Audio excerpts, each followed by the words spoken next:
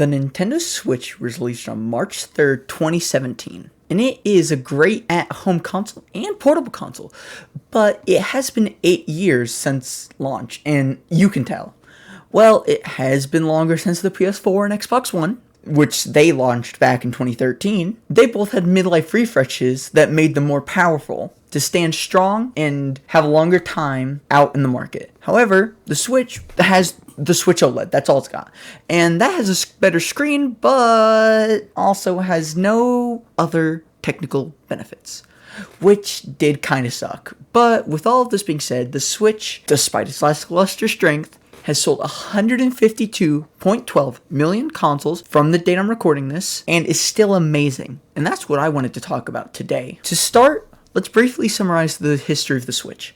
So most know the story. Nintendo released the Wii U, a console that was seen as a major failure that died a slow and painful death, which led Nintendo to panic. Sure, the 3DS was doing okay, even with its issues, but no matter what the 3DS did, it was still a very rough time for the company, and Nintendo had to do something. So Nintendo basically said, let's take the Wii U, cut off these bits, make the screen the console, change the colors, suck out its soul a little, just so it's a little bit more marketable, and put it out there. And it worked.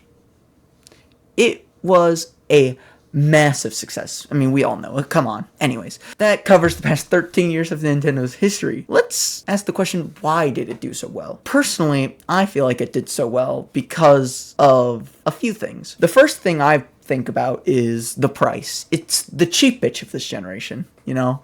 300 smackaroos in USD, and it also has variety in its current lineup.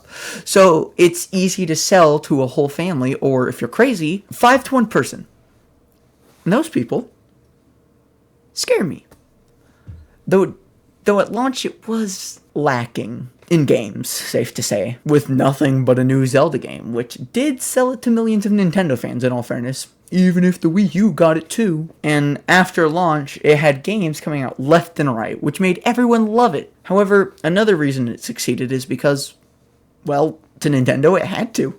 The Wii U era, as stated, was very rough time, and the company was struggling with plummeting sales, and realized not everyone will buy their system just because it says Nintendo on the box or on the back. Though, it should be pointed out, some will. You know who? It won't be enough so the Switch was made basic, sleek, modern, just so it could sell to everyone. And to most people's surprise, it worked. And Nintendo has been climbing ever since, as stated multiple times.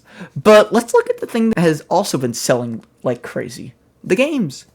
Now, of course, the Switch has a lot of Nintendo-made games, which is one of the only reasons to get a Nintendo console sometimes. But the Switch also has a lot of third-party games, even if often it lacks in the larger titles. But this is where it gets difficult, because the Switch does suffer. The Switch is a 2015 tablet, basically, and that leaves a lot to be desired tech-wise. So most AAA games run at lower resolutions, lower frame rates, and are quite large file sizes compared to Nintendo's games. Now, of course, some games look great on Switch, but most modern games just aren't as well optimized as they should be. Nintendo knows their hardware, so most games that they make run very well. Like, take Mario Odyssey.